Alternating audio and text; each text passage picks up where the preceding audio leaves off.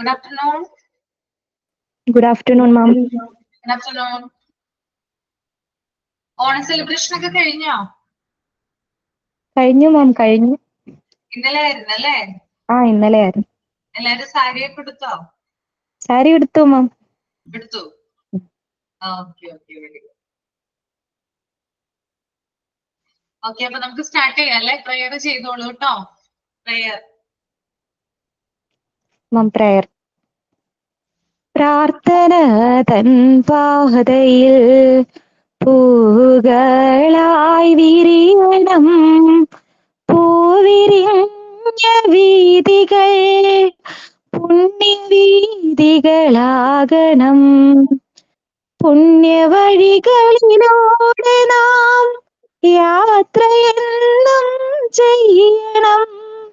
യാത്ര ചെയ്യും വേളയിൽ ഈശ്വരനെ ഓർക്കണം. ഈശ്വരനാണിൻ ഫലം, ഈശ്വരനാണിൻ ധനം, ഈശ്വരനാണിൻ ഫലം, ഈശ്വരനാണിൻ ധനം. ഓക്കെ, സൈൻ ഇൻ ആരാണ്? മാം, സൈനിന് ഞാൻ ചെയ്യാം. നമ്മൾ ഇന്നലെ ഓണം പ്രമാണിച്ച് നമ്മൾ ഒരുപാട് തവണ കേട്ട വാക്കായിരിക്കും മഹാബലിയും വാമനനും. അപ്പോ വാമനനും അദ്ദേഹം ചവിട്ടിത്താഴ്ത്തിയ മഹാബലിക്ക് സ്ഥാനം കൊടുത്തുകൊണ്ട് പ്രതിഷ്ഠിച്ചിരിക്കുന്ന ഒരു ക്ഷേത്രമുണ്ട്. അത് കൊച്ചിയിലെ തൃക്കാക്കര എന്ന് പറയുന്ന ക്ഷേത്രമാണ്. അവിടെ വാമനനാണ് മുഖ്യ ദൈവം. നമുക്കറിയാം, മാവേലി നാടുവാണിരുന്ന സമയത്ത് കള്ളവും ഇല്ല, ചതിയില്ല, ഒന്നുമില്ല. എല്ലാവരും സമന്മാരായിരുന്നു.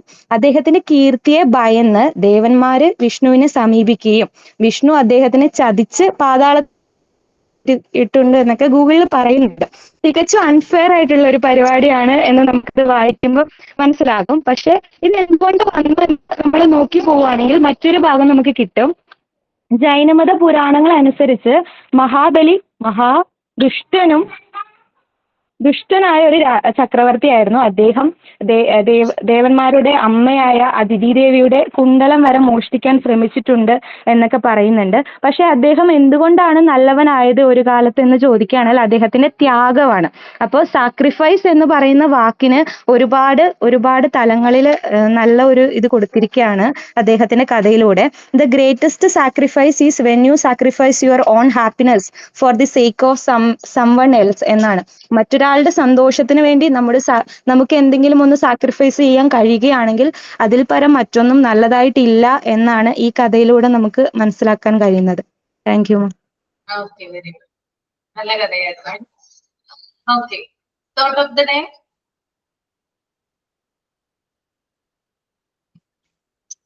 തോട്ടുണ്ടോ ആരെങ്കിലും പറയാൻ?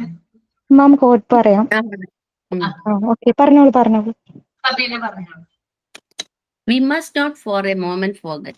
It is a bright birthright of every individual to receive at least the basic education without which he cannot fully discharge his duties as a citizen.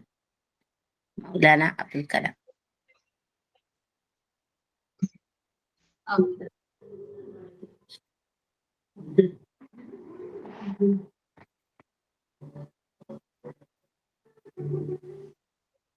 കേൾക്കുന്നില്ലല്ലോ, സബീന പറയുന്നുണ്ട്. കഴിഞ്ഞോ? കഴിഞ്ഞ ക്ലാസ്സിൽ ഞാൻ എന്തെങ്കിലും ചെയ്തിട്ട് വരാൻ പറഞ്ഞിട്ടുണ്ടായിരുന്നോ? എന്തെങ്കിലും ഒരു കാര്യം ഓർമ്മയുണ്ടോ? എന്തായിരുന്നു? മാം, അത് നമ്മുടെ ഇഷ്ടപ്പെട്ട ടീച്ചറിനെ കുറിച്ച് എഴുതിക്കൊണ്ട് വരാനല്ലേ? മൃദുല വായിച്ചിട്ടുണ്ടായിരുന്നു അല്ലേ? വായിച്ചത് പിറ്റേ ദിവസം ക്ലാസ്സിൽ കയറിയപ്പോ വായിച്ചിട്ടുണ്ടായിരുന്നു.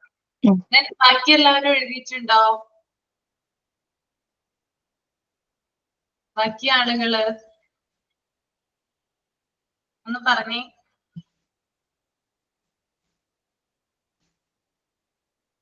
എഴുതിയില്ല മാം. എഴുതിയില്ല? എന്ത് പറ്റി എഴുതാതിരുന്നത്? സമയമില്ല. എഴുതിയായിരുന്നു മാം. എഴുതിയായിരുന്നു? നിത്യ എഴുതിയായിരുന്നു?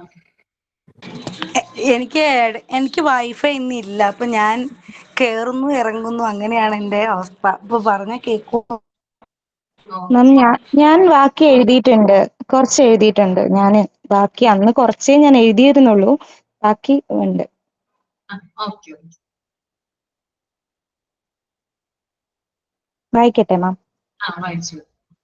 ഞാനന്ന് എന്റെ അംഗൻവാടി ടീച്ചർ, അതായത് എന്റെ അമ്മ കഴിഞ്ഞിട്ട് ഞാൻ ആദ്യം കണ്ടിട്ടുള്ള ടീച്ചർ എന്റെ ഷൈന ടീച്ചറാണ്. എനിക്ക് മാം ഈ ആക്ടിവിറ്റി തന്ന തന്നെ നല്ല സന്തോഷമായി ആ സമയത്ത്. അപ്പോ ഞാൻ അതിന്റെ ബാക്കി വായിക്കാം. എന്റെ തൂക്കുമൊന്തയില് മുക്കാലോളം ഉപ്പുമാവ് തരും ടീച്ചർ. അത് ചിലപ്പോഴൊക്കെ വീട്ടിലെല്ലാവർക്കും 4 മണിക്ക് ചായക്കാകും. അന്ന് എന്റെ വീട്ടില് കക്കിരിക്ക കൃഷിയായിരുന്നു. ഇടയ്ക്കൊക്കെ രാവിലെ അമ്മ ടീച്ചർക്ക് നൽകാനായി 3-4 കക്കിരിക്ക തന്നുവിടും. എന്റെ അമ്മയെ പോലെ തന്നെ എല്ലാ കുട്ടികളുടെയും അമ്മമാരുമായി ടീച്ചർക്ക് കൂട്ടുണ്ടായിരുന്നു.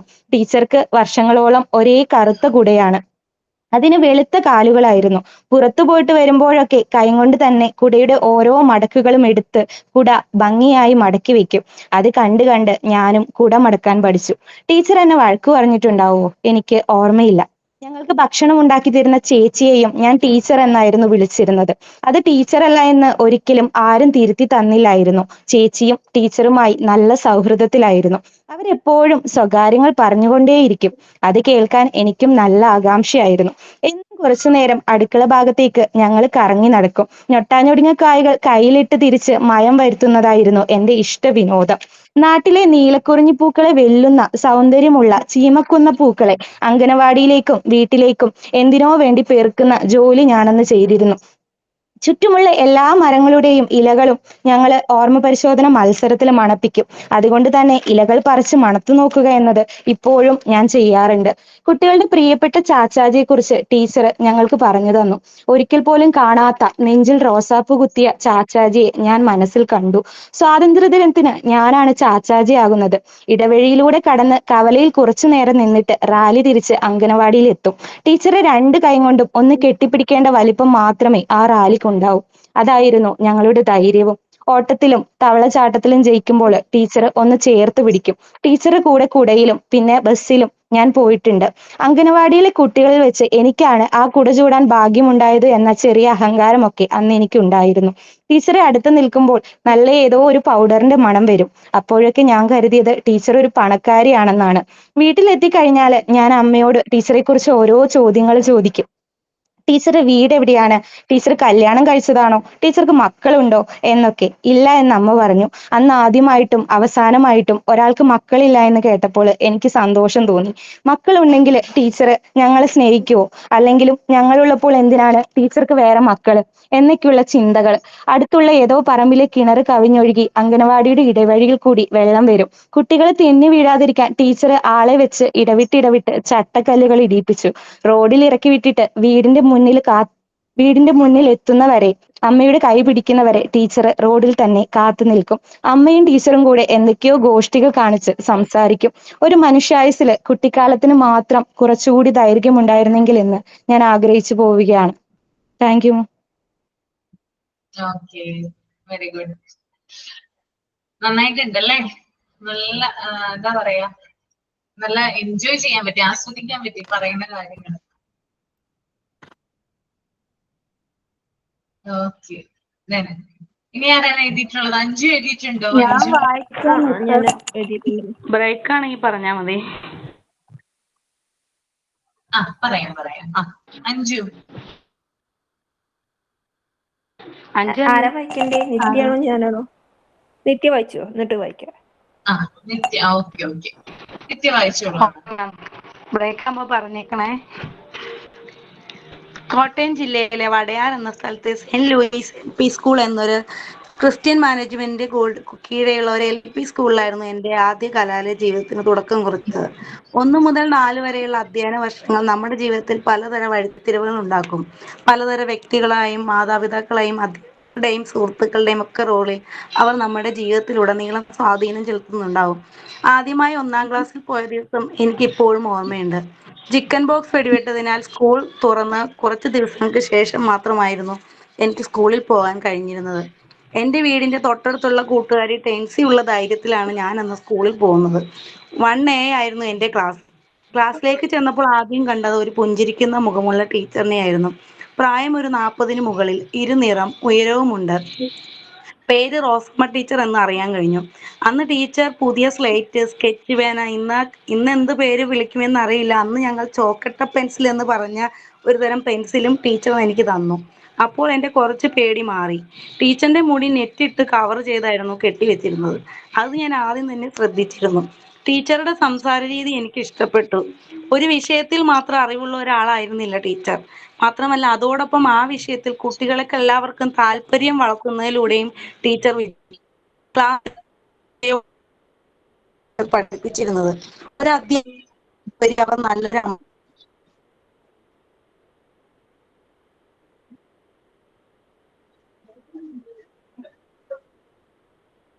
നിത്യ കേൾക്കുന്നില്ല കേട്ടോ, ബ്രേക്കായോ?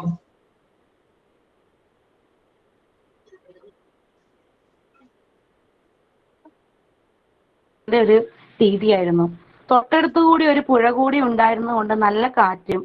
അവിടെ മുറ്റത്ത് വെച്ച് കുട്ടികളെ കൊണ്ട് പല ആക്ടിവിറ്റീസും ചെയ്യിപ്പിക്കുമായിരുന്നു. ടീച്ചറിനെ ഞാനന്ന് വളരെയധികം സ്നേഹിച്ചിരുന്നു.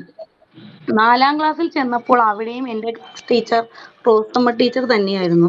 എൻ്റെ കൂട്ടുകാരിയുടെ വീടിൻ്റെ അടുത്താണ് ടീച്ചറിന്റെ വീട് എന്നറിഞ്ഞത് മുതൽ അവിടെ വരെ പോകണമെന്ന് എനിക്ക് വലിയ ആഗ്രഹമായിരുന്നു. അങ്ങനെ ഒരു ദിവസം ഞാൻ കൂട്ടുകാരുടെ കൂടെ ഒരു ശനിയാഴ്ച ടീച്ചറുടെ വീട്ടിൽ പോയി. ടീച്ചർക്ക് വലിയ 2 ആൺമക്കൾ ഉണ്ടായിരുന്നത് അന്നാണ് ഞാൻ അറിഞ്ഞത്. പിന്നീട് റോഡിൽ വെച്ച് ടീച്ചറുടെ മക്കളെ കാണുമ്പോൾ വരെ ഞങ്ങളുടെ റോസ്മ ടീച്ചറിന്റെ മക്കൾ എന്ന് പറഞ്ഞ് ഞാൻ പലരോടും പറഞ്ഞ് അഭിമാനം കൊണ്ടിട്ടുണ്ട്. അന്ന് എനിക്ക് നല്ല നീളമുള്ള മുടിയുണ്ടായിരുന്നു. അവിടെ പഠിച്ച കാലയളവിലൊക്കെ ടീച്ചർ എന്നോട് എപ്പോഴും പറയുന്ന ഒരു കാര്യമായിരുന്നു, മുടി ഉണങ്ങിക്കഴിഞ്ഞാൽ കെട്ടിവെക്കണം, ഇല്ലെങ്കിൽ അത് നശിച്ചു പോകും. ഇന്നും ഞാനത് എപ്പോഴും ഓർക്കാറുണ്ട്. 4ാം ക്ലാസ്സിലെ LSS സ്കോളർഷിപ്പ് പരീക്ഷയിൽ ടീച്ചറുടെ ക്ലാസ്സിൽ നിന്ന് ഞങ്ങൾ 4 പേർക്ക് LSS സ്കോളർഷിപ്പ് കിട്ടി. അന്ന് ആനിവേഴ്സറി ദിവസം ടീച്ചർ പറഞ്ഞത് ഓർത്ത് എനിക്കിപ്പോഴും വിഷമം. എൻ്റെ 4 മക്കൾക്ക്, എൻ്റെ ക്ലാസ്സിലെ കുട്ടികൾക്ക് അവർ ഈ വർഷത്തെ സ്കോളർഷിപ്പ്. അത് പറഞ്ഞ് ടീച്ചറുടെ കണ്ണ് നിറഞ്ഞു. TC വാങ്ങാൻ വന്ന അച്ഛനോട് ടീച്ചർ പറഞ്ഞു, ഇവളുടെ മുടി നന്നായിട്ട് നോക്കണം, എപ്പോഴും കെട്ടിവെക്കണം, അഴിച്ചിട്ട് നടന്ന് നശിപ്പിക്കരുത്, എനിക്ക് ഇവളുടെ മുടി ഇഷ്ടമാണ്. അന്ന് അതും ടീച്ചർ പറഞ്ഞിട്ടാണ് അവിടെ നിന്ന് ബായ് പറഞ്ഞ് ഞങ്ങൾ പോകുന്നത്. UP സ്കൂളിലേക്ക് മാറിയെങ്കിലും ഞാൻ ഇടയ്ക്കൊക്കെ ടീച്ചറിനെ കാണുമായിരുന്നു. വർഷങ്ങൾക്ക് ശേഷം എൻ്റെ അനിയൻ അവിടെ പഠിക്കാൻ ചെന്നപ്പോഴും അവൻ്റെ ക്ലാസ് ടീച്ചറും റോസമ്മ ടീച്ചറായിരുന്നു. അവനോട് ടീച്ചർ എൻ്റെ കാര്യങ്ങൾ തിരക്കുമായിരുന്നു. പിന്നീട് ടീച്ചർ റിട്ടയർഡായി മക്കളുടെ കൂടെ UK സെറ്റിലായെന്ന് ഞാൻ അറിഞ്ഞു. ഒരു വിവരവും ഇല്ലാതിരുന്ന സമയത്താണ് FBയിൽ ടീച്ചറിന്റെ ഒരു DP കാണുന്നതും. അങ്ങനെ ഫ്രണ്ട് റിക്വസ്റ്റ് അയച്ചു. ഒരു ദിവസം ആദ്യമായി ഞാൻ ടീച്ചറുമായി കുറെ നേരം സംസാരിച്ചു. അന്ന് ടീച്ചർ എന്നോട് ആദ്യമായി എനിക്ക് മെസ്സേജ് അയച്ചത്, കുട്ടാ നീ എവിടെയാണെന്ന് ചോദിച്ചാണ്. അത് കണ്ട നിമിഷം തന്നെ എൻ്റെ കണ്ണുകൾ നിറഞ്ഞു. ടീച്ചർ അപ്പോഴും UK തന്നെയായിരുന്നു. പ്രായം ഒത്തിരിയായി. DPയിലെ മുഖം ചുക്കിച്ചുളിഞ്ഞു. പിന്നീട് എപ്പോഴും എൻ്റെ അക്കൗണ്ട് ബ്ലോക്ക് ആയപ്പോൾ ടീച്ചറിനെ കുറിച്ച് എനിക്ക് ഒരു വിവരവും ഇല്ലായിരുന്നു. ഞാൻ രണ്ടാമതൊരു അക്കൗണ്ട് എടുക്കുകയും ടീച്ചർക്ക് ഒരു ഹായ് അയച്ച് ടീച്ചറെ എന്നൊരു വിളി. പക്ഷെ ഇപ്പോഴും ടീച്ചറുടെ ഇൻബോക്സിൽ എൻ്റെ ആ മെസ്സേജ് അങ്ങനെ തന്നെ കിടക്കുന്നു. എനിക്ക് തോന്നുന്നത് ടീച്ചർക്ക് എന്തോ അസുഖം ബാധിച്ചു എന്നാണ്. ഇത്ര എഴുതിയിട്ടുള്ളൂ. ഓക്കെ, നന്നായിരുന്നു കേട്ടോ. ഓക്കെ, ഇനി അഞ്ചു വായിക്കേട്ടോ. അഞ്ചു. ഏതൊരാളുടെയും ജീവിതത്തിൽ നമ്മെ സ്വാധീനിച്ച ഒരു ടീച്ചർ ഉണ്ടായിരിക്കും. എൻ്റെ ജീവിതത്തിലുമുണ്ട് സുശീല ടീച്ചർ. ടീച്ചറെ ഓർക്കുമ്പോൾ ആദ്യം ഓർമ്മ വരുന്നത് ആ ചെറിയ മൂക്കിലെ മുക്കുത്തിയും ഊരക്കറ്റം എപ്പോഴും പിന്നിയിട്ട മുടിയുമായിരുന്നു. സുന്ദരിയായിരുന്നു ടീച്ചർ. വേറൊരു ടീച്ചേഴ്സും എന്നെ ഇങ്ങനെ സ്വാധീനിച്ചിട്ടില്ല. എല്ലാവർക്കും ടീച്ചറെ പേടിയായിരുന്നു. കാരണം ടീച്ചർക്കൊപ്പം സദാ എപ്പോഴും ഒരു ചുഴൽവടി കാണും. അന്ന് സുശീല ടീച്ചർ ക്ലാസ് ടീച്ചറായി വന്നപ്പോൾ വലിയ ഇഷ്ടമൊന്നും ഇല്ലായിരുന്നു. പിന്നീട് അത് മാറി. സ്കൂളിലേക്ക് വരാൻ ഇഷ്ടമില്ലാത്ത എന്നെ, പഠിക്കാൻ ഇഷ്ടമില്ലാതിരുന്ന എനിക്ക് ഒരു വെളിച്ചം തന്നെയായിരുന്നു സുശീല ടീച്ചർ. ഞങ്ങൾക്ക് നെല്ലിക്ക തന്നും, മന്ദാരത്തിന്റെ വിത്തുകൾ തന്നും, വാഗമരത്തിന്റെ ചുവട്ടിൽ വട്ടത്തിലിരുത്തി പുസ്തകം മാത്രമല്ല പഠനമെന്ന് തെളിയിച്ചു തന്നു. എനിക്ക് ആദ്യമായി സമ്മാനം കിട്ടാൻ കാരണം ടീച്ചർ തന്നെ. പിന്നീട് തിരക്കുകളിലേക്ക് തിരിഞ്ഞപ്പോഴും ടീച്ചറെ മനസ്സിന്റെ ഏതൊരു കോണിൽ എപ്പോഴും ടീച്ചർ ഉണ്ടാവുമായിരുന്നു. കോളേജ് വിട്ടു വരുമ്പോഴൊക്കെ, ബസ്സിൽ ഇങ്ങനെ വരുമ്പോഴൊക്കെ ഓപ്പോസിറ്റ് ടീച്ചർ ബസ് കാത്തു നിൽക്കുന്നത് ഇങ്ങനെ കാണും. അപ്പൊ ഒരിക്കലും കാണണല്ലോ എന്ന് കരുതി ഞാൻ ബസ്സിൽ നിന്ന് ഇറങ്ങി. പക്ഷെ അപ്പൊ തന്നെ ടീച്ചർ ബസ് കയറി പോയിരുന്നു. പിന്നീട് ഒരിക്കലും കാണണമെന്ന് വിചാരിച്ചിട്ട് തന്നെ ടീച്ചറെ കാണാൻ പോയി. അപ്പൊ കണ്ടു. പക്ഷെ പല കുട്ടികൾ ടീച്ചർ പഠിപ്പിച്ച പല കുട്ടികളിലും ഒരാളായിരുന്നു ഞാൻ. പക്ഷെ എനിക്ക് അങ്ങനെയല്ലായിരുന്നു. ഇപ്പോഴും അതെ, മിസ് പറഞ്ഞപ്പോ ആദ്യം ഓർമ്മ വന്നത് മിസ്സിന്റെ മുഖമാണ്, സുഷിയ ടീച്ചറുടെ മുഖമാണ്. ഓക്കെ, ഇത്രേ ഉള്ളൂ miss. Okay okay, very good. Nihal Anwar എഴുതിയിട്ടുണ്ടോ? നിഹാൽ അൻവർ എഴുതിയിട്ടില്ല മിസ്സേ, ഞാൻ കുറച്ച് ദിവസമായി ക്ലാസ്സിൽ കയറിയിട്ട് അറിയില്ലായിരുന്നു. എഴുതിയിട്ടില്ല? ഇല്ല ഇല്ല. ഞാൻ ഗ്രൂപ്പിൽ മെസ്സേജ് ഇട്ടിരുന്നു, എല്ലാവരും വേണ്ടി. ഓക്കെ. റോഷ്ന എഴുതിയിട്ടുണ്ടോ? എഴുതിയിട്ടില്ല മാമ, ഞാൻ ഹോസ്പിറ്റലിൽ, എന്നാലും ഞാൻ പറയാം. എഴുതിയിട്ടുണ്ട്, ഞാൻ കുറെ ക്ലാസ് കയറിയിട്ട്. പറഞ്ഞാ മതി. Good afternoon all. എനിക്ക് ഏറ്റവും സ്വാധീനം ചെലുത്തിയത് മാരിയത്ത് എന്ന് പറയുന്ന ടീച്ചറായിരുന്നു. 1ാം ക്ലാസ്സിൽ എന്നെ പഠിപ്പിച്ചതായിരുന്നു. ടീച്ചറിന്റെ കളിയും ഡാൻസ് കളിച്ചുള്ള ആ പഠിപ്പീരും എല്ലാം എനിക്ക് ഒരുപാട് സ്വാധീനിച്ചു. പിന്നെ 2ാം ക്ലാസ് വന്നപ്പോഴും ടീച്ചർ തന്നെയായിരുന്നു. എല്ലാവരുടെയും കൂടെ എപ്പോഴും നല്ല ചിരിച്ച്, ഇപ്പോഴും ടീച്ചറിനെ ഇടയ്ക്കിടയ്ക്ക് ഞാൻ കാണാറുണ്ട്. ടീച്ചർ ഇപ്പം മഹിളാ കോൺഗ്രസിന്റെ ആ ഒരു രീതിയിൽ അങ്ങനെ പ്രവർത്തിക്കുവാണ്. ഇപ്പൊ സ്കൂളിലില്ല, സ്കൂളിൽ നിന്നെല്ലാം ഇപ്പം വിട്ട് നിൽക്കുവാണ്. പിന്നെ 8ാം ക്ലാസ്സിൽ വന്നപ്പം എനിക്ക് ഏറ്റവും വലിയൊരു അനുഭവം എന്ന് പറയുന്നത് ഒരിക്കലും മറക്കാൻ പറ്റാത്ത ഒരു അനുഭവമാണ്. അന്ന് ലാസ്റ്റത്തെ പരീക്ഷയുടെ അന്നാണ് എൻ്റെ ഫാദർ മരിക്കുന്നത്. അപ്പം അന്ന് എനിക്ക് പരീക്ഷ എഴുതാൻ പറ്റിയില്ല. അപ്പം പിന്നെ 8ാം ക്ലാസ്സിൽ അന്ന് ലാസ്റ്റ് പരീക്ഷയാണ്. അപ്പം അങ്ങനെ അവിടെ ഇൻഫോം ചെയ്തു. അങ്ങനെ അന്ന് രാധ എന്ന് പറയുന്ന ടീച്ചറായിരുന്നു. അപ്പം ടീച്ചർ അന്നേരം പറഞ്ഞു, വിഷമിക്കേണ്ട, കുഴപ്പമില്ല, ലാസ്റ്റ് പരീക്ഷയല്ലോ, എന്തായാലും ഞാൻ നോക്കാം. അങ്ങനെ എന്നെ ആ പരീക്ഷ എഴുതാതെ തന്നെ എന്നെ ജയിപ്പിച്ചു. പിന്നെ അവിടെ നിന്ന് അതിന് ഞാൻ TC മേടിച്ചു. ഞാൻ എൻ്റെ ഉമ്മയുടെ വീട്ടിലോട്ട് പോയി. അങ്ങനെ 9ാം ക്ലാസ്സിൽ ഞാൻ വേറൊരു സ്കൂളിൽ ചേർന്നു. അപ്പം അതെനിക്ക് ഇപ്പോഴും മറക്കാൻ പറ്റില്ല. കാര്യം എന്ന് പറഞ്ഞാൽ അന്ന് ആ പരീക്ഷ അവിടെ എഴുതിയില്ലെങ്കിൽ വീണ്ടും ഞാൻ 8ാം ക്ലാസ്സിൽ തന്നെ ഇരിക്കണമായിരുന്നു. അപ്പം ആ ടീച്ചറിൻ്റെ ആ ഒരു മനസ്സും ആ ഒരു രീതി ഇപ്പോൾ ഇടയ്ക്ക് ഞാൻ ഇതുപോലൊക്കെ ബസ്സിൽ വെച്ച് ഞാൻ കണ്ടു. പക്ഷെ ടീച്ചറിന് ഇത് പല കുട്ടികളെ കാണുന്നതല്ലേ, പെട്ടെന്ന് ഇങ്ങനെ എന്നെ ഓർമ്മ വന്നില്ല. അപ്പം ഞാൻ അങ്ങോട്ട് കയറി ഞാൻ പറഞ്ഞു, ടീച്ചർ അന്ന് ചെയ്ത എത്രയും വലിയ കാര്യമാണ്. അപ്പം ടീച്ചറിന് പെട്ടെന്ന് ഓർമ്മ വന്നു. അങ്ങനെ നമ്പരൊക്കെ തന്നു. അങ്ങനെ ടീച്ചറെ വിളിക്കുകയെല്ലാം ചെയ്യും. പിന്നെ ഏറ്റവും വലിയൊരു ഇതെന്ന് പറയുന്നത് +1 പഠിക്കുമ്പോൾ വഹീദ എന്ന് പറഞ്ഞ ടീച്ചർ ഉണ്ടായിരുന്നു. അത് ഹിസ്റ്ററി ആയിരുന്നു പഠിപ്പിച്ച്. ടീച്ചർ നല്ല ഇതായിരുന്നു ഞങ്ങളുമായിട്ട്. ഏതൊരു കാര്യം ഉണ്ടെങ്കിൽ നമുക്ക് ടീച്ചറോട് പറയാം. അങ്ങനത്തെ നല്ല ഫ്രണ്ട്ലി ആയിരുന്നു. ഞങ്ങൾ ടീച്ചറിന്റെ വീട്ടിൽ പാലുകാച്ചിന് പോയി. ഞങ്ങൾ കുറേ ഫ്രണ്ട്സ് എല്ലാം കൂടി ചേർന്ന് ഗിഫ്റ്റ് മേടിച്ചുകൊണ്ട് കൊടുത്തു. ഇപ്പോഴും ടീച്ചറിനെ വിളിക്കും. അങ്ങനെ ഒരുപാട് ടീച്ചർമാരുണ്ട്. നമുക്ക് ജീവിതത്തിൽ മറക്കാൻ പറ്റാത്ത ഒരുപാട് അനുഭവങ്ങളും ഉണ്ട്. ഇനി നമ്മളൊരു ടീച്ചർ ആവുകയാണെങ്കിൽ നമുക്കും അതുപോലൊക്കെ ഉള്ള കുഞ്ഞുങ്ങളെ കിട്ടട്ടെ, നമ്മളെ മറക്കാൻ പറ്റാത്തുള്ള കുഞ്ഞുങ്ങളെ കിട്ടട്ടെ എന്ന് എല്ലാവർക്കും ഓണാശംസകൾ. Thank you.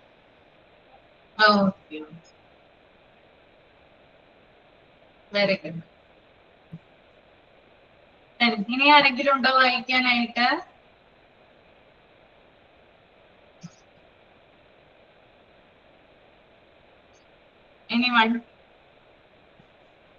അറിവില്ല? ഓക്കെ. അപ്പൊ നമ്മൾ കഴിഞ്ഞ ക്ലാസ്സിൽ ഏത് ചാപ്റ്റർ, ഏത് ഭാഗമായിരുന്നു പറഞ്ഞു നിർത്തിയത്? ഒന്ന് പറഞ്ഞേ, പെട്ടെന്ന് ഓർത്തെടുത്തെ. ഏതായിരുന്നു?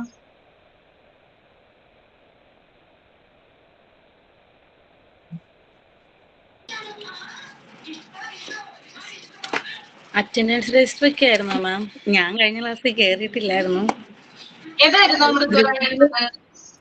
മാം? ഓഫീസ് മാനേജ്മെന്റ് ഫസ്റ്റ് പേജില് 1 2 3 4 4th പാരഗ്രാഫ് വരെ പറഞ്ഞിട്ടുണ്ട്. 4th പാരഗ്രാഫ് അല്ലേ?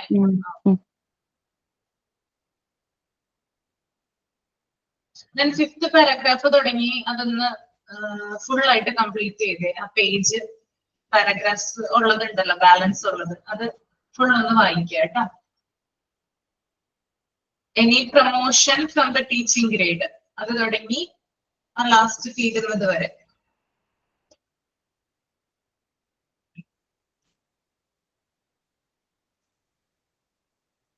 സജി ആൻഡ് സജിത ജേക്കബ്, ടീച്ചറിനെ കുറിച്ച് എഴുതിയിട്ടുണ്ടോ നിങ്ങള്? ഇഷ്ടപ്പെട്ട ടീച്ചറിനെ കുറിച്ച് ക്ലാസ്സിൽ ഉണ്ടായിരുന്നോ? സജിത സജി, സജിത ജേക്കബ്, രണ്ടുപേരോടാണ് ചോദിച്ചത്. സജിത ജേക്കബ് ക്ലാസ്സിൽ ഉണ്ടായിരുന്നു, എഴുതിയിട്ടുണ്ടോ?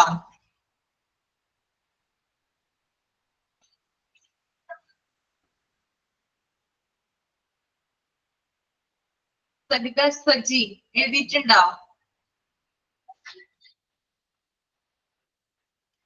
Okay okay. അപ്പൊ ഇഷ്ടപ്പെട്ട ടീച്ചറെ കുറിച്ച് എഴുതണം കേട്ടോ. നിങ്ങളുടെ റോൾ മോഡൽ അല്ലെങ്കിൽ നിങ്ങളെ സ്വാധീനിച്ചിട്ടുള്ള ഒരു ടീച്ചറിനെ കുറിച്ച് എഴുതണം.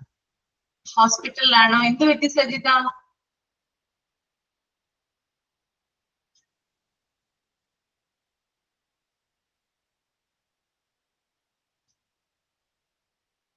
Okay okay. ആ ഓക്കെ. തിരക്കൊക്കെ കഴിഞ്ഞിട്ട് ഓക്കെ ഓക്കെ. തിരക്കൊക്കെ കഴിഞ്ഞിട്ട് എഴുതിയാൽ മതി കേട്ടോ.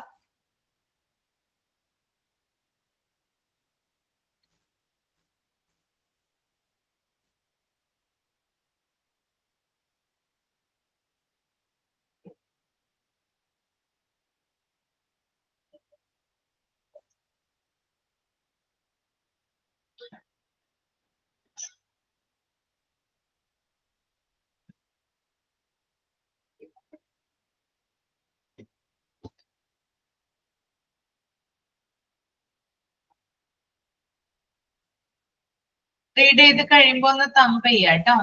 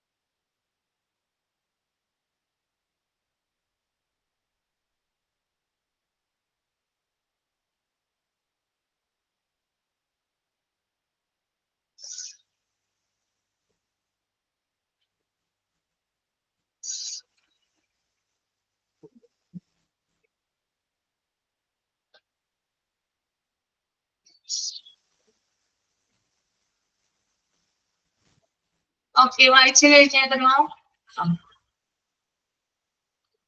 Okay okay. അപ്പൊ ഒന്ന് എക്സ്പ്ലെയിൻ ചെയ്യാമോ ഒരാള്? എനി പ്രൊമോഷൻ ഇത് തുടങ്ങിയല്ലേ നമ്മൾക്ക് പറയാനുള്ളത്? Any one? ഞാൻ പറയാമോ? സബീന പറഞ്ഞോളൂ.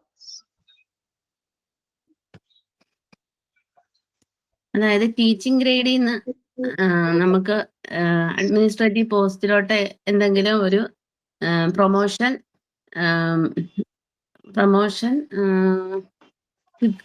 കിട്ടും. അങ്ങനെയാണെങ്കിൽ നമ്മൾ ആ ഓഫീസ് വർക്ക് എന്താ അത് കറക്റ്റ് നമ്മൾ ഉത്തരവാദിത്തമായിട്ട് ചെയ്ത് നമ്മളത് ചെയ്യണമെന്നാണ് പറയുന്നത്. അതുപോലെ തന്നെ പിന്നെ ആദ്യം തന്നെ നമുക്ക് ആ തുടക്കത്തിൽ അത് ചെയ്യുന്ന ജോലിയിൽ എന്തെങ്കിലും ഡൗട്ടോ അല്ലെങ്കിൽ എന്തെങ്കിലും ഉണ്ടെങ്കിൽ അതല്ല എങ്കിലും അത് നമ്മുടെ സീനിയേഴ്സിനെ നമ്മളത് കാണിച്ച് അത് ചെയ്ത് ശരിയാണോ എന്നൊക്കെ എക്സാമിൻ ചെയ്യണം. പിന്നെ അതുപോലെ തന്നെ uniform, text book, notes, work book, map, അങ്ങനെയൊക്കെ ഉള്ള ഡയറി, അങ്ങനെ കലണ്ടേഴ്സ് അങ്ങനെയുള്ള എല്ലാ പുസ്തകങ്ങളും എത്തിക്കുന്നതും അതും ഓഫീസ് ജോലിയായിട്ട് തന്നെ അധ്യാപകർക്കൊക്കെ കൊടുത്തിട്ടുണ്ട്. അപ്പം അങ്ങനെയുള്ള വർക്കുകൾ നമ്മുടെ ഉത്തരവാദിത്തമാണ്, നമ്മുടെ ജോലിയാണെന്നുള്ള രീതിയിൽ അതൊക്കെ നമ്മൾ ചെയ്യണം. പിന്നെ അത് പിന്നെന്താ പിന്നെ അധ്യാപകർ ഓരോ നോട്ട്ബുക്കിലും എന്താ ഡേറ്റും അതിന്റെ നമ്മൾ എന്തുമാത്രം വോളിയൂംസ് എടുത്തിട്ടുണ്ട്, കൊടുത്ത ബുക്കുകളുടെ എണ്ണം, അതിന്റെ വില, അവരുടെ പിന്നെ സൈന്, ഇതെല്ലാം നമ്മൾ അത്യാവശ്യമായിട്ട് ആ നോട്ട്ബുക്കിനകത്ത് രേഖപ്പെടുത്തണം. പിന്നെ എന്തൊക്കെ മെറ്റീരിയൽസാണ് നമുക്ക് ലഭിച്ചേക്കുന്നത് എന്നുള്ളതിന്റെ ഡേറ്റ, അതിന്റെ ക്വാണ്ടിറ്റി, അതെല്ലാം നമ്മൾ സൂക്ഷിക്കുകയും ചെയ്യണം.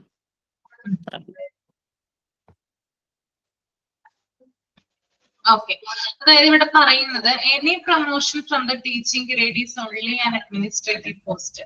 അതായത് ടീച്ചേഴ്സ് ആയിട്ട് നമ്മൾ ജോയിൻ ചെയ്ത് കഴിഞ്ഞാൽ നമ്മൾ ആരായിട്ട് തന്നെയാണ് റിട്ടയർഡ് ചെയ്യുന്നത്? ആരായിട്ടാ റിട്ടയർഡ് ചെയ്യുന്നത്? ടീച്ചേഴ്സ് ആയിട്ട് തന്നെയായിരിക്കും തന്നെയായിരിക്കും ഉണ്ടാവുക.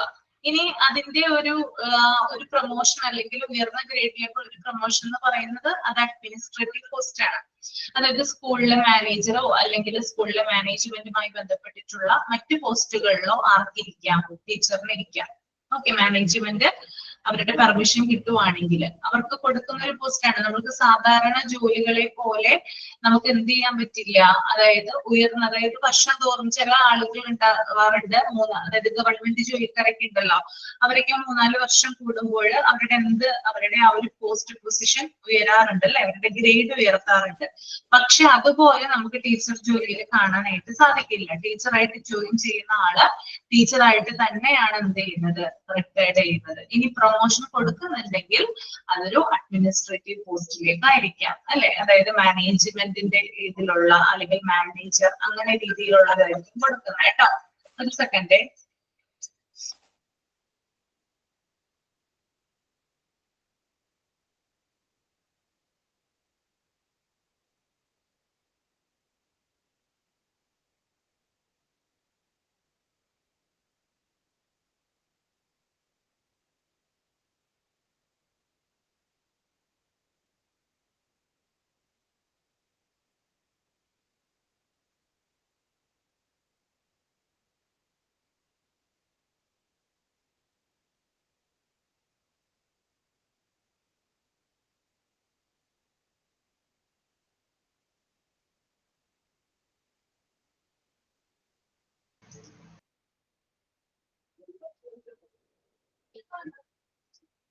ഓക്കെ, അപ്പൊ അത് പറഞ്ഞു. അതുപോലെ തന്നെ സ്റ്റാർട്ടിങ്ങിലൊക്കെ സുപ്പീരിയറിന്റെ അനുവാദത്തോട് കൂടിയിട്ടാണ് ടീച്ചേഴ്സ് പല കാര്യങ്ങളും ചെയ്യുന്നത്. ടീച്ചേഴ്സ് ആയിട്ട് ജോയിൻ ചെയ്യുന്ന ഒരാള് സുപ്പീരിയർ പറയുന്ന കാര്യങ്ങൾ അതേപടി അനുസരിക്കുകയാണ് ചെയ്യുന്നത്.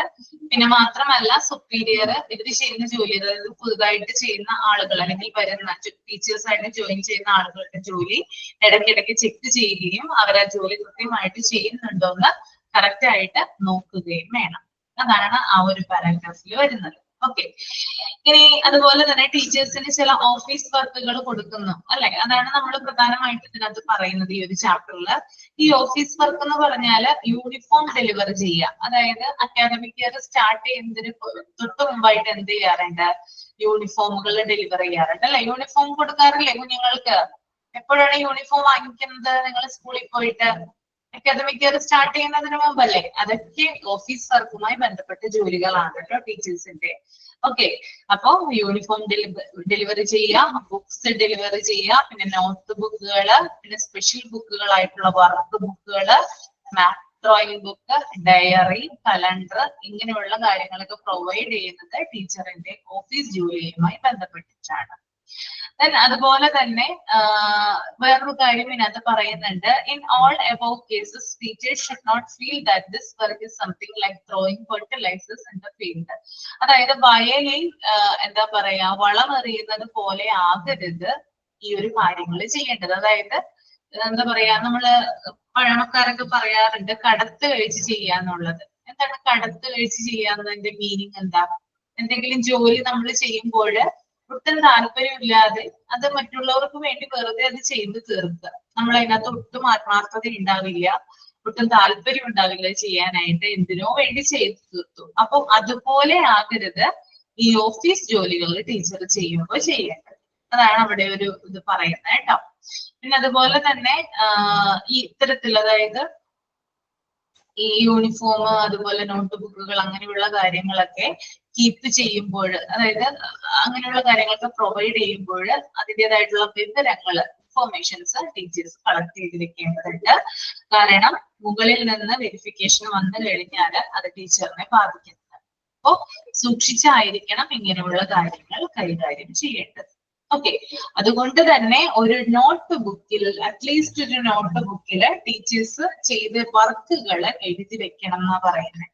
ഇപ്പൊ യൂണിഫോം ഡെലിവറി ചെയ്തിട്ടുണ്ടെങ്കിൽ ആ നോട്ട് ബുക്കിൽ അതിന്റെ ഡേറ്റ് എഴുതി വെക്കാം. അതുപോലെ തന്നെ എന്ത് ഐറ്റം ആണ്, ഇപ്പൊ യൂണിഫോം ആണോ, ബുക്കാണോ, ടെക്സ്റ്റ് ബുക്കാണോ, നോട്ട് ബുക്കാണോ, അങ്ങനെ എന്ത് ഐറ്റം ആണോ കൊടുത്തിട്ടുള്ളത് ആ ഐറ്റത്തിന്റെ പേര് എഴുതുക. അതുപോലെ തന്നെ എത്ര എണ്ണമാണ് കൊടുത്തിട്ടുള്ളത്, വോളിയം എത്രയാണ് കൊടുത്തിട്ടുള്ളത്, പിന്നെ അതുപോലെ തന്നെ വാങ്ങിയ ആളുടെ ഉപ്പ്, ഇങ്ങനെയുള്ള കാര്യങ്ങളൊക്കെ നോട്ട് ബുക്കിൽ ശേഖരിച്ച് അല്ലെങ്കിൽ കളക്ട് ചെയ്ത് വെക്കേണ്ടതാണ്. ഓക്കെ, അപ്പോ ഈ ഒരു കാര്യം എന്തിനു വേണ്ടിയിട്ടാണ് മെയിൻറ്റെയിൻ ചെയ്ത് വെക്കേണ്ടത്? ഈ ഇൻഫോർമേഷൻസ് എന്തിനാ മെയിൻറ്റെയിൻ ചെയ്യേണ്ടത്? അവര് ചോദിക്കുമ്പോ വെരിഫിക്കേഷന് കൊടുക്കാൻ അവര് ചോദിക്കുമ്പോ അതെ അതെ, അതായത് അവര് വെരിഫിക്കേഷന് വരുമ്പോൾ, അതായത് എന്തെങ്കിലും കാര്യങ്ങൾ മിസ്സായിട്ടുണ്ടെങ്കിൽ, ഇപ്പൊ ഇവിടെ പറയുന്നുണ്ട്, അതായത് എത്ര എണ്ണമാണ് നമ്മൾ കൊടുത്തത്, അതിന്റെ എണ്ണം കറക്റ്റ് ആയിട്ട് നോട്ട്ബുക്കിൽ രേഖപ്പെടുത്തി വെക്കണം. ഇനി ബാക്കി എത്ര എണ്ണമാണ്, ബാലൻസ് എത്ര എണ്ണമാണുള്ളത്, അങ്ങനെ കറക്റ്റ് അത് ടാലി ചെയ്ത് കാൽക്കുലേറ്റ് ചെയ്ത് വെക്കണം. അപ്പൊ ഏതെങ്കിലും ഒന്ന് നഷ്ടപ്പെട്ട് കഴിഞ്ഞാൽ ടീച്ചർക്ക് എന്ത് ചെയ്യേണ്ട, അതായത് വേറെ അന്വേഷിച്ച് പോകേണ്ട കാര്യമൊന്നുമില്ല. ഈ നോട്ട്ബുക്ക് കാണിച്ചു കൊടുത്താൽ തെളിവായിട്ട് അതിനകത്ത് ബില്ലും രജിസ്റ്ററും റിസിപ്റ്റും കാര്യങ്ങളൊക്കെ ഉണ്ടാകും.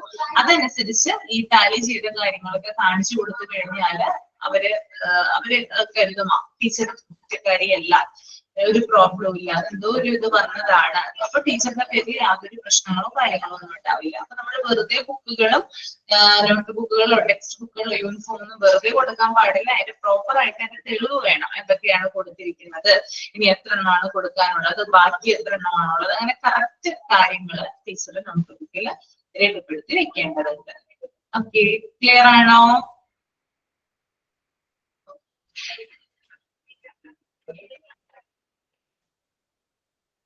നെക്സ്റ്റ് വായിച്ചേ, നിങ്ങളൊന്ന് റീഡ് ചെയ്യാമോ? Files to be used in schools.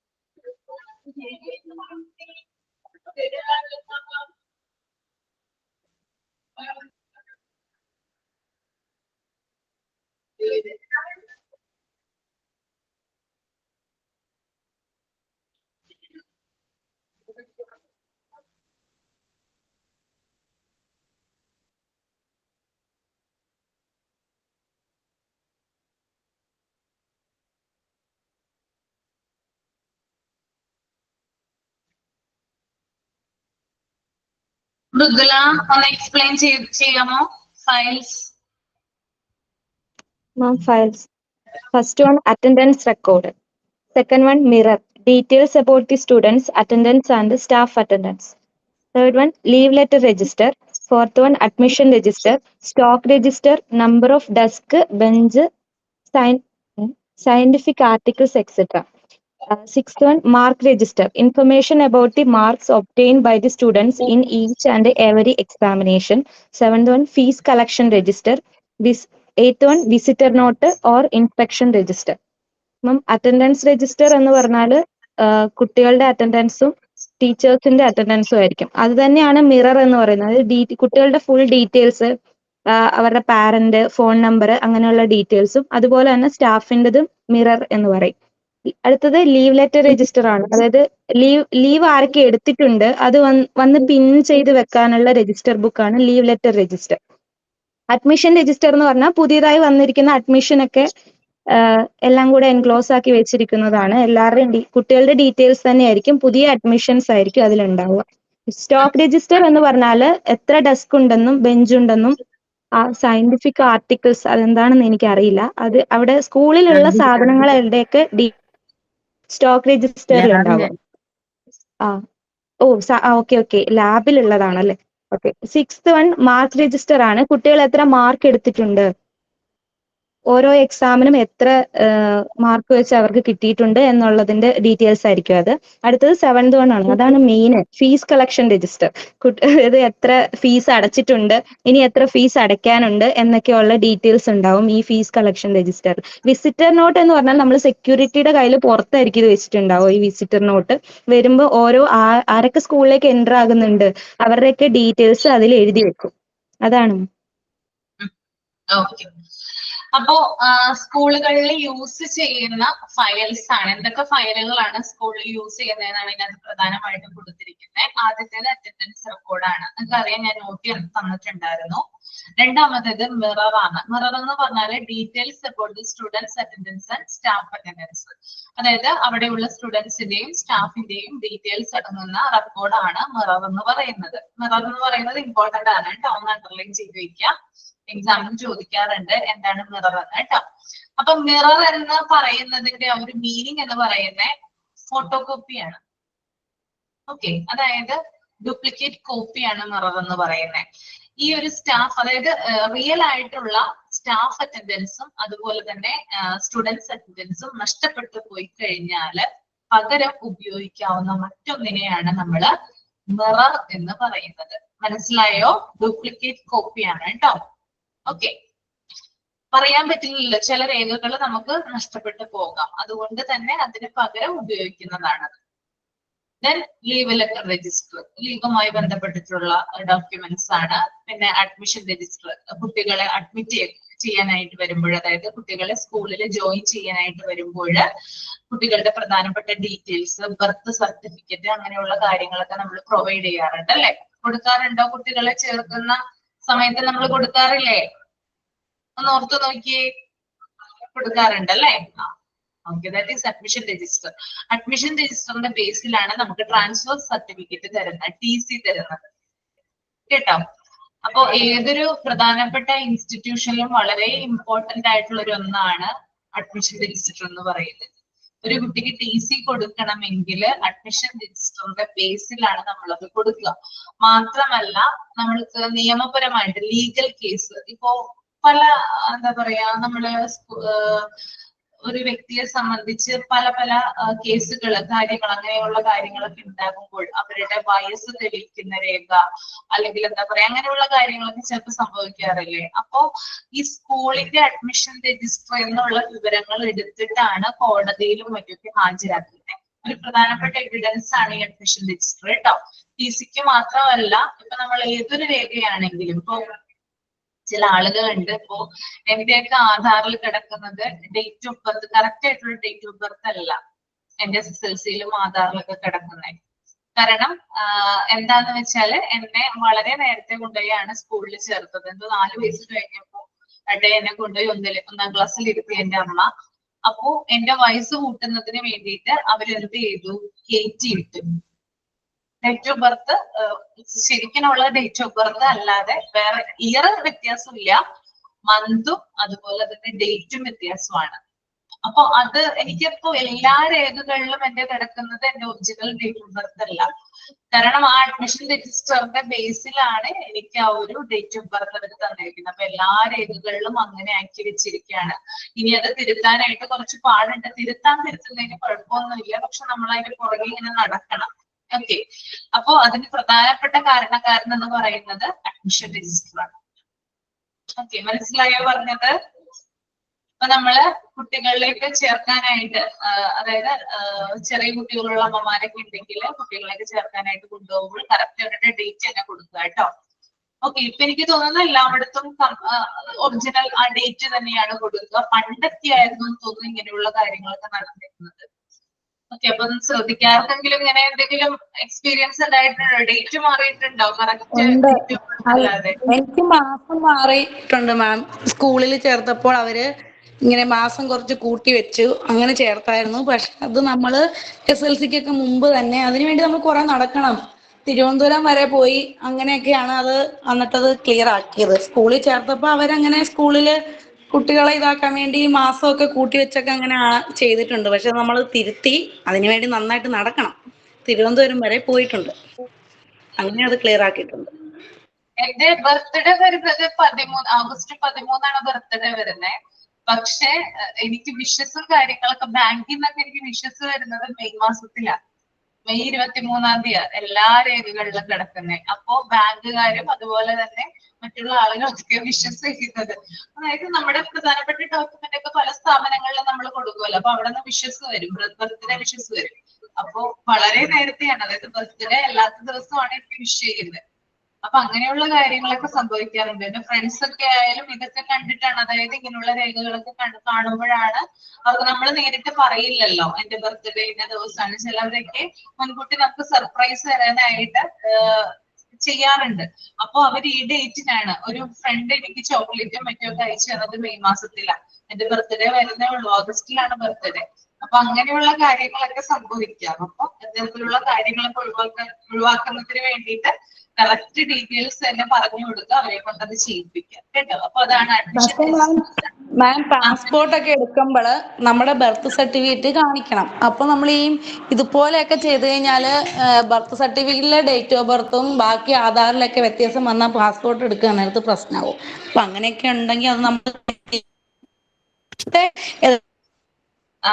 Birth certificate കാണിക്കണം. പ്രശ്നമാണ്. എനിക്ക് കാണിക്കണം. ഞാൻ പാസ്പോർട്ടൊക്കെ എടുത്തപ്പോ എനിക്ക് ബർത്ത് സർട്ടിഫിക്കറ്റ് ഒക്കെ കാണിക്കണമായിരുന്നു. എത്ര വർഷം മുമ്പാന്നറിയില്ല. അപ്പൊ അങ്ങനെ ഇല്ല, ഇപ്പൊ സ്കൂൾ സർട്ടിഫിക്കറ്റാ കാണിക്കണ്ടേ. SLC ബുക്ക് കാണിച്ചാൽ മതി. SLC ബുക്ക് ആണല്ലോ എല്ലായിടത്തും കൊടുക്കുന്നത്, SLC ആണല്ലോ. അതെ. ബർത്ത് സർട്ടിഫിക്കറ്റ് ഇപ്പൊ അധികം ഇല്ല, അതുണ്ടെങ്കിൽ അത് കൊടുക്കാം. SLC ഉണ്ടെങ്കിൽ അതാണ് കൂടുതലായിട്ട് ആളുകൾ എടുക്കുന്നത് ഇപ്പൊ എല്ലാ കാര്യത്തിലും. എന്റെ ഇതുപോലെ തന്നെ ഒരു മിസ്റ്റേക്ക് പറ്റിയായിരുന്നു പാസ്പോർട്ട് എടുക്കാൻ പോയപ്പോ. അതായത് ആധാർ കാർഡിനകത്ത് കല്യാണം കഴിഞ്ഞപ്പോ ഹസ്ബൻഡിന്റെ നെയിം സബീന സഞ്ജു എന്ന് വെച്ചു. അത് പിന്നെ എന്താ ഇത് പേപ്പറിനകത്ത് വിജ്ഞാപനം കൊടുത്ത് രൂപ എത്ര പൊട്ടിയെന്നറിയാം ഒരു പാസ്പോർട്ട് എടുക്കാൻ പോയതിന്. കഴിഞ്ഞ ജനുവരിയിൽ ഞാൻ ഉംറയ്ക്ക് പോയായിരുന്നു. അതിനുവേണ്ടി കൊടുക്കാൻ പോയപ്പോ കുറെ പ്രശ്നങ്ങൾ ഉണ്ടായിരുന്നു. പിന്നെ 2 പേപ്പറിനകത്ത് വിജ്ഞാപനം കൊടുക്കണമായിരുന്നു, പരസ്യം പോലെ. എന്റെ പേര് ഇന്നതാണെന്ന് മാറ്റി അതൊക്കെ ചെയ്തായിരുന്നു. പിന്നെ അതുപോലെ തന്നെ നമ്മുടെ ഒറിജിനൽ പേര് നമ്മുടെ എല്ലാ ഡോക്യുമെന്റ്സിലും വെക്കാനായിട്ട് നോക്കുക കേട്ടോ. കല്യാണം കഴിയുന്നവർക്ക് ചിലവർക്ക് ഒരു ഇതുണ്ട്, ഹസ്ബൻഡിന്റെ പേര് കൂടെ വേണം എന്ന് പറഞ്ഞ് ഇങ്ങനെ ചെയ്യാറുണ്ട്, ചില ആളുകൾ ചെയ്യാറുണ്ട്. പക്ഷെ നമ്മുടെ പേര്, അതായത് നമ്മുടെ ആ SSLCയിലുള്ള പേര് എന്താണോ അത് തന്നെ ആയിരിക്കണം. ഇപ്പൊ എല്ലാത്തിനും ആധാറാണ് നോക്കുന്നത്. ആധാറിൽ കറക്റ്റ് ആണെങ്കിൽ മാത്രമേ ബാങ്കിൽ നിന്നൊക്കെ നമുക്ക് കോള് വരും. അതായത് നിങ്ങളുടെ പേര് കറക്റ്റ് ആയിട്ടല്ല ഇവിടെ തന്നിരിക്കുന്നത്, ആധാറിലുള്ള പേരും നിങ്ങളുടെ ബാങ്കിൽ കൊടുത്തിരിക്കുന്ന ബാങ്ക് പാസ്ബുക്കിലുള്ള പേരും കറക്റ്റ് അല്ല, അപ്പൊ അത് മാറ്റി തരാനായിട്ട് അപേക്ഷ കൊടുക്കണം എന്ന് പറയുന്നത്. അപ്പൊ അങ്ങനെ ചെയ്യാറുണ്ട്. അപ്പൊ പല കാര്യങ്ങളും എന്താ പറയാ, എപ്പോഴും നമ്മുടെ ഒറിജിനൽ പേര്, നമ്മൾ ജനിച്ചപ്പോൾ എന്താണ് നമ്മുടെ അച്ഛനമ്മമാരുടെ പേര്, അത് തന്നെ കറക്റ്റ് നമ്മൾ എല്ലാ ഡോക്യുമെന്റ്സിലും കൊടുക്കാനായിട്ട് ശ്രദ്ധിക്കും. ഓക്കെ, ക്ലിയർ ആണോ പറഞ്ഞത്? ഓക്കെയാണ്.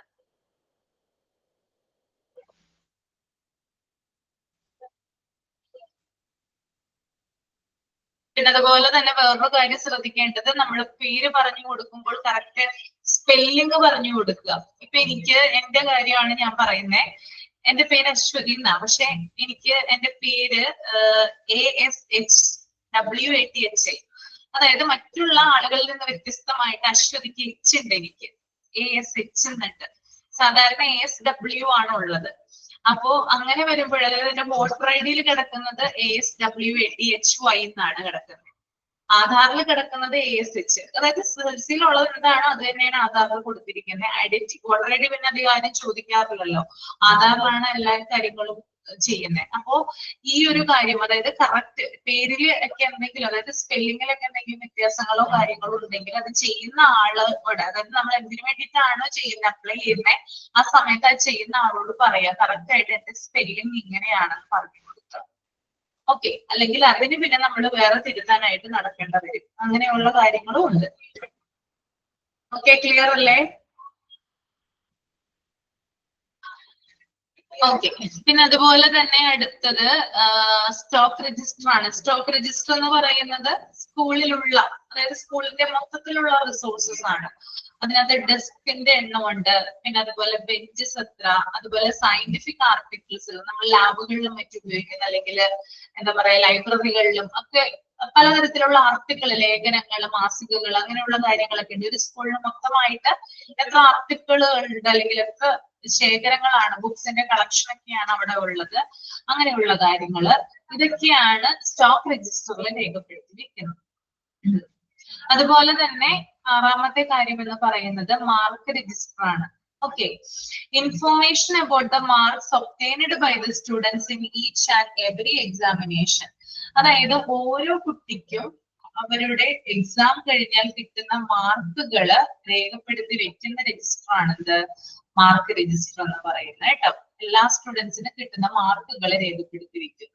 ഓക്കെ, 7ാമത്തത് ഫീ കളക്ഷൻ രജിസ്റ്റർ ആണ്. കുട്ടികളിൽ നിന്ന് കളക്ട് ചെയ്യുന്ന ഫീസ് രേഖപ്പെടുത്തി വെക്കുന്ന രജിസ്റ്റർ ആണത് fee collection register. Okay, last one is visitors note അല്ലെങ്കിൽ ഇൻസ്പെക്ഷൻ രജിസ്റ്റർ. അതായത് പുറത്തുനിന്ന് ആളുകൾ വരുമ്പോൾ അവരുടെ ഡീറ്റെയിൽസ് രേഖപ്പെടുത്തുന്ന റെക്കോർഡാണ് വിസിറ്റേഴ്സ് നോട്ട് എന്ന് പറയുന്നത് കേട്ടോ. ഓക്കെ, അപ്പൊ ഇത്രയും കാര്യങ്ങള് ഇമ്പോർട്ടന്റ് ആണ് കേട്ടോ. അപ്പൊ നോട്ട് എന്ന് അവിടെ ഒന്ന് ചെറുതായിട്ടൊന്ന് എഴുതി വെക്കുക, ഇത് ചോദിക്കുന്നതാണ്. നിങ്ങളൊന്ന് അടുത്തത് നോക്കിയേ, ടു ടേക്ക് അറ്റൻഡൻസ് ഒന്ന് വായിച്ചു വെക്കേ.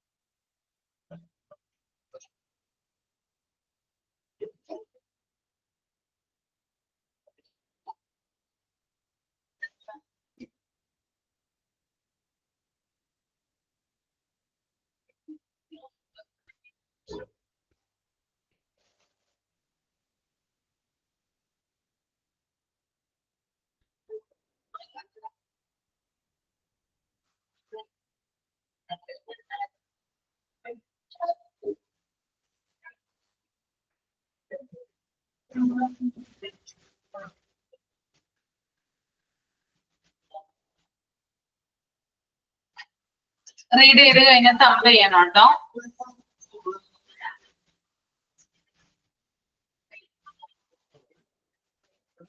ഒരാളൊന്ന് എക്സ്പ്ലെയിൻ ചെയ്തേ, എന്താ കൊടുത്തിരിക്കുന്നത് അവിടെ?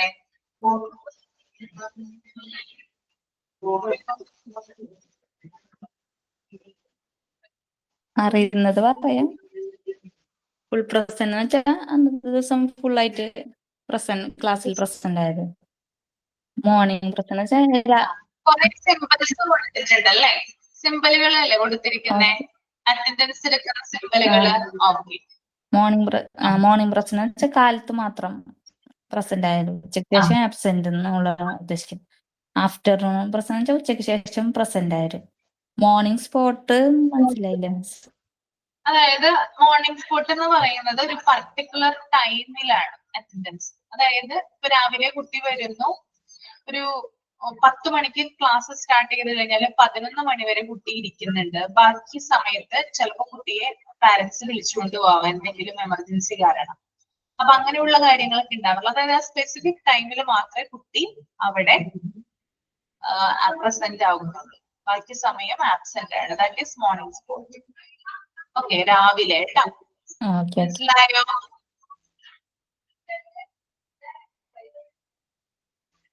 ബാക്കി പറഞ്ഞോളൂ. നിഹാൽ അൻവർ ബാക്കി പറഞ്ഞോളൂ. ഓക്കെ. പിന്നെ മോർണിംഗ് ആബ്സെന്റ് ആയിട്ട് ആഫ്റ്റർനൂൺ പ്രസന്റ്, ഉച്ചയ്ക്ക് ശേഷം പ്രസന്റ് ആവുന്നത്. പിന്നെ ആഫ്റ്റർനൂൺ സ്പോട്ട് എന്ന് വെച്ചാൽ ഇതുപോലെ തന്നെ ഉച്ചയ്ക്ക് ശേഷം ഏതെങ്കിലും ഒരു പർട്ടിക്കുലർ ടൈമിൽ ഇരുന്നിട്ട് പിന്നെ ആബ്സെന്റ് ആവുന്നത്. പിന്നെ മോർണിംഗ് പ്രസന്റ്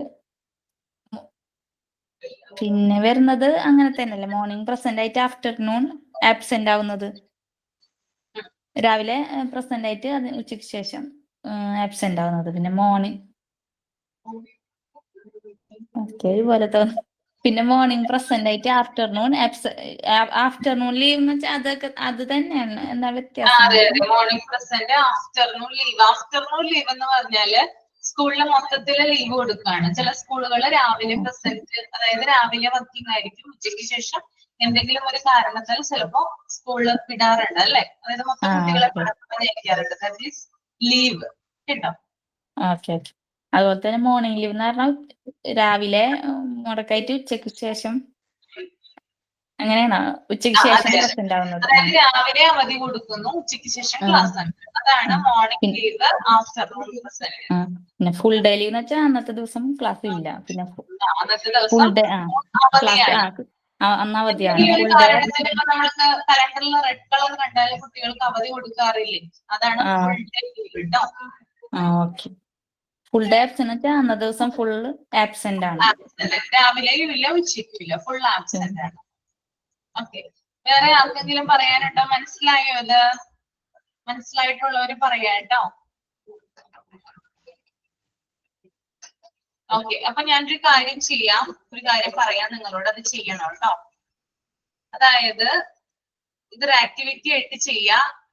ഈ അറ്റൻഡൻസ് എന്റെ എക്സ്പ്ലനേഷൻ ഒന്ന് എഴുതിക്കൊണ്ട് വരിക. ഇപ്പൊ ഫുൾ പ്രസന്റ് എന്ന് പറഞ്ഞാൽ എന്താണ്, മോർണിംഗ് പ്രസന്റ് എന്താണ്, ആഫ്റ്റർനൂൺ പ്രസന്റ് എന്താണ്, then morning spot, morning absent, afternoon present, afternoon spot, morning present, afternoon absent, morning present, afternoon leave, morning leave, afternoon present, full day leave, full day absent.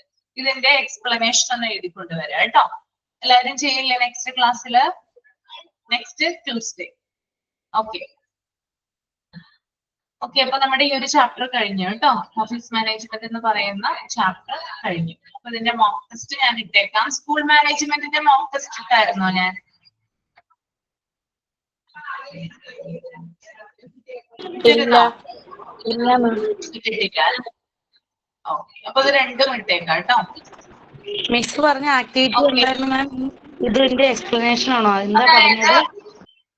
Explanation എന്താണ് ഈ full day present എന്നത് കൊണ്ട് ഉദ്ദേശിക്കുന്നത്, എന്താണ് morning present, അതിന്റെ explanation എഴുതിക്കൊണ്ട് വന്നാൽ മതി കേട്ടോ. ഓക്കെ. അപ്പോ ഞാൻ വൈൻഡപ്പ് ചെയ്യാണ്. അപ്പോ എല്ലാവർക്കും happy Onam. Happy Onam to all. Happy Onam ma'am. Happy Onam ma'am. ഇനി ഓണത്തിന് ശേഷം കാണാം. ഓണം കഴിച്ച് പൊളിക്കുക കേട്ടോ. എല്ലാവരും സന്തോഷമായിട്ടിരിക്കുക, സദ്യയൊക്കെ കഴിച്ച്.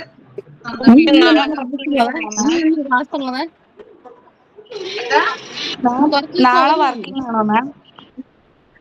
നാളെ സെലിബ്രേഷൻ ആണ് ഞങ്ങൾക്ക് ഇവിടെ ടീച്ചേഴ്സിന്റെ. അപ്പോ നിങ്ങൾക്ക് ഗ്രൂപ്പിൽ ഇൻഫോർമേഷൻ വരും കേട്ടോ. Okay. Okay. Thank you. Thank you ma'am.